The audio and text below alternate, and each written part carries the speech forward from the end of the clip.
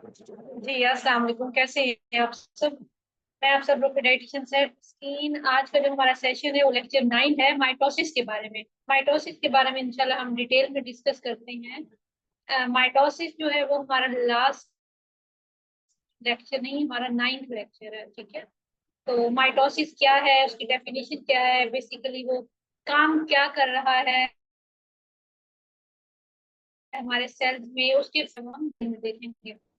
ये है हमारा लेक्चर माइटोसिस।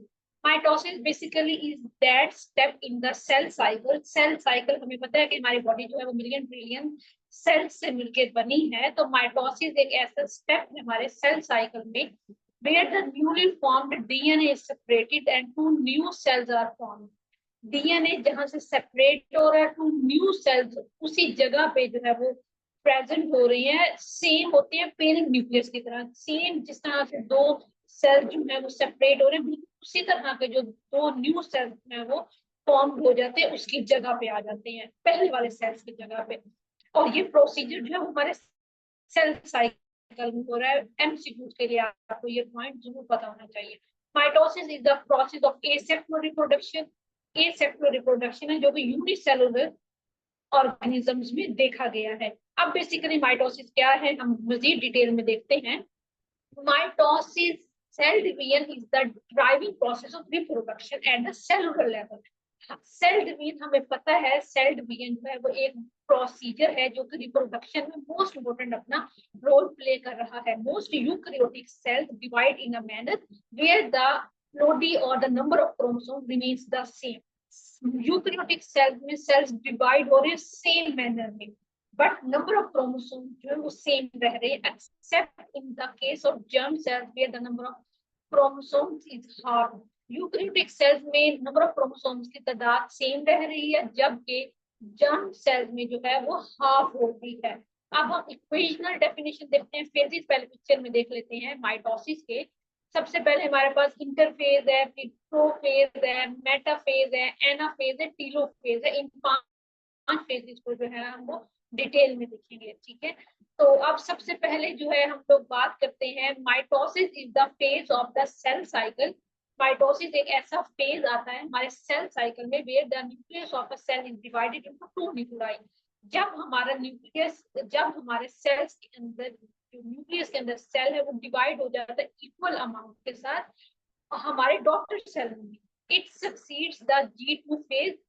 G2 फेज में मुकम्मल होता है and is succeeded by cytoplasmic division after the separation of the nucleus. Mitosis क्यों जरूरी है? Is essential for the growth of the cell. Cells की ग्रोथ के लिए बहुत जरूरी है mitosis procedure and the replacement of worn out cell. Replacement है हमारे डेड सेल्स को रिमूव आउट कर देना और न्यू सेल्स की जगह पे आ जाना। एबनॉर्मेलिटीज ड्यूरिंग माइटोसिस में alter the DNA resulting in genetic disorders. जो हम स्पेशली जेनेटिक डिसऑर्डर्स में हम देख रहे होते हैं, हमारे जेनेटिक डिसऑर्डर्स में कुछ मेंटल डिसऑर्डर्स भी आ जाते हैं, कुछ हमारे पास फिजिकल डिसऑर्डर्स भी आ जाते हैं, जैसा कि हमारे पास कैंसर है, और डिसऑर्डर्स में हमारे पास एपिलेप्सी है, शिज़ोफ्रेनिया है, ओसीडी है, और हमारे पास इसके अलावा बच्चों में भी एक होती है मेंटल डिसऑर्डर है, बात करूंगी पता मुझे जैसे माइंड में आया। खैर, उसके बाद फीचर्स ऑफ माइटोसिस की हम बात करेंगे। फीचर्स कौन कौन से हैं? In each cycle of cell division two daughter cells are form from the parent cell. In each division of cell cycle, cell cycle की ईच डिवीजन के दौरान सेल साइकिल जो है वो दो न्यू सेल्स में जो है वो फॉर्म्ड आउट हो रहा होता है। The cell is also known as equational cell division because the chromosome number in the parent cell and daughter cell is the same. Feature हमारे पास यही है माइटोसिस का कि जो दो सेल जो है वो सेपरेट होंगे, उसकी जगह पे दो सेम सेल जो है वो ओरिजिनेट होंगे। सेम प्रोसीजर बिल्कुल वैसा चलेगा। ठीक है, जबकि प्लांट्स में डिफरेंट है। प्लांट्स में जैसा कि in plants mitosis leads to the growth of vegetative parts. Mitosis का प्रोसीजर कहाँ पे हो रहा है? Vegetative parts of the plant like root tip, root की टिप, स्टेम टिप पे। सेग्रीगेशन एंड कॉम्बिनेशन जो है वो does not occur in the procedure या प्रोसेस। माइटोसिस में सेग्रीगेशन और कॉम्बिनेशन नहीं हो रहा होता। ठीक है, अब हम स्टेजेस की बात करते हैं। The processes occurring during mitosis have been divided in different stages, जैसे हमने पढ़ा था इंटरफेज, टेलोफेज, एनाफेज, प्रोफेज, ये सारे हम पढ़ेंगे अभी।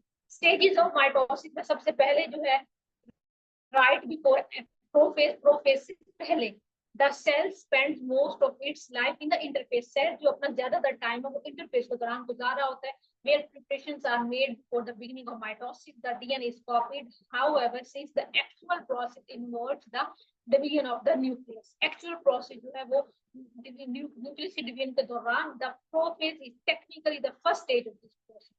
Prophase जो है वो first stage होती है। The different stages of mitosis occurring during cell division, cell division के दौरान कौन कौन सी स्टेजेस आ रही है उसको हम देख लेते हैं। सबसे पहले इंटरफेज की बात करेंगे। Before entering mitosis, a cell spends the period of its growth under interphase. Cell जो बहुत ज्यादा टाइम इंटरफेज के दौरान गुजारता है माइटोसिस प्रोसीजर में जाने से पहले। It undergoes the following phases where it interface G1 phase में, this is the period before the synthesis of DNA।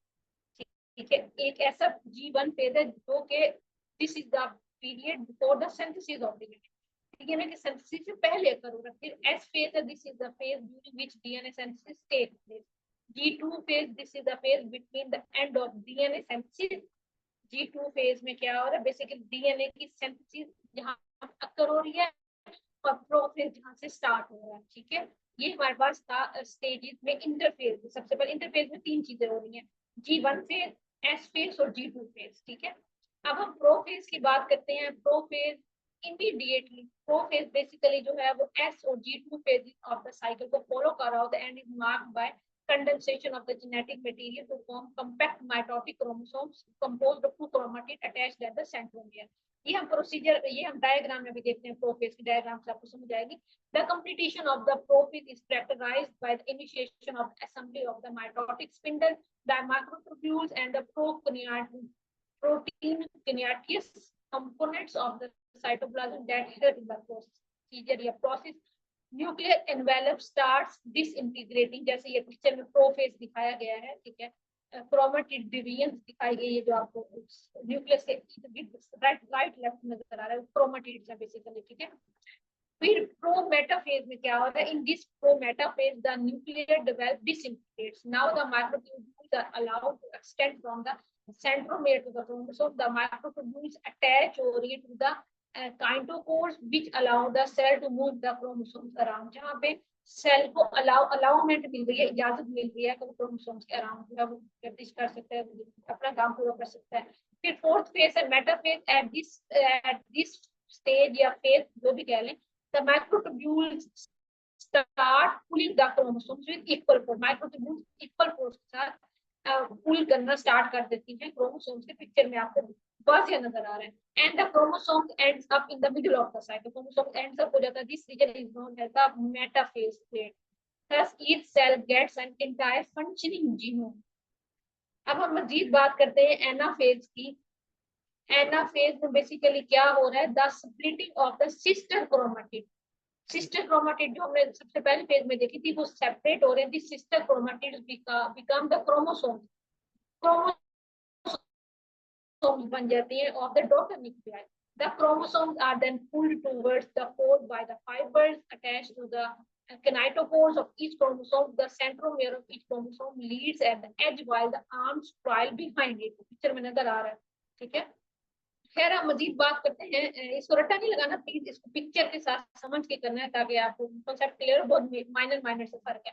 Telophase, the chromosomes that cluster at the two poles में start coalescing into an undifferentiated mass as the nuclear envelope starts forming around it। The nucleolus, Golgi bodies and ER endoplasm ER complex which has disappeared after prophase starts to reappear। उसके बाद हम मजीद बात करते हैं telophase is followed by the telophase किसको follow कर रहा है, cytokinesis which denotes the division of the cytoplasm to form two daughter cells. thus it marks the completion of cell division। Functions और माइटोसिस, फंक्शंस की हम बात कर लेते हैं। हम लोगों ने सबसे पहले देखा था माइटोसिस है क्या, फिर हम लोग ने बात की थी माइटोसिस के अलावा इसके फीचर्स की बात की थी, फेजेस की बात की थी। अब हम फंक्शंस की बात करेंगे। Following are the two important functions of mitosis. Mitosis helps in the development of an organism. अगर ऑर्गेनिज्म की डेवलपमेंट में माइटोसिस प्रोसीजर नहीं होगा तो मेरी ऑर्गेनिज्म की डेवलपमेंट नहीं हो सकती, इनकम्प्लीट है. In single celled organism, mitosis is the process of asexual reproduction. Mitosis helps in the replacement of damaged tissues, damaged cells. Mitosis जो है वो माइटोसिस में जो सेल डिवीजन बेसिकली हो रही होती है वो हमारे ओल्ड सेल्स को डिस्ट्रॉय जब हो रहे होते हैं उसकी जगह पे न्यू सेल्स खुद बन रहे होते हैं. ठीक है. The cells near the damaged cells begin mitosis when they do not sense the neighboring cells. The dividing cells reach each other and cover the damaged cells. ये सारा प्रोसीजर अलग अलग तरह से बहुत हो रहा है कि जब आपके डैमेज सेल्स में वो डैमेज हो रहे हैं तो फॉरन न्यू सेल्स भी बनते जा रहे हैं. ठीक है. उसके बाद significance of mitosis. Mitosis is responsible for the development of the zygote into an adult.